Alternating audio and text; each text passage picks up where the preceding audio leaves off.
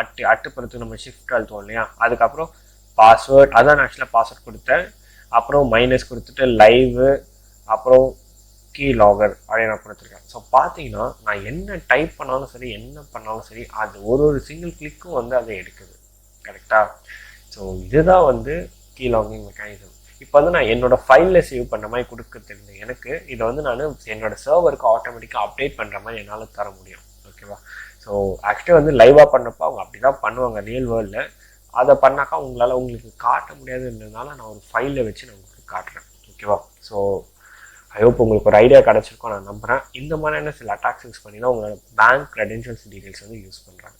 ஓகேவா? இதை ப்ரிவெண்ட் பண்ண ஒன்றுமே வேணாம். எப்போவுமே பேங்க் உங்களுக்கு ஃபோர்ஸ் பண்ணுறது என்னன்னு பார்த்தீங்கன்னா விர்ச்சுவல் கீபோர்டு யூஸ் பண்ண சொல்கிறாங்க. ஓகேவா? இப்போது அகைன் நான் இதில் வந்து பிரிண்ட் பண்ணுறேன். லாஸ்ட்டாக ஒரு 2-3 கிளிக்கு நான் கொடுத்துருக்கேன் இல்லையா? ஸோ இதுதான் இப்போ நான் என்ன பண்ணுறேன்,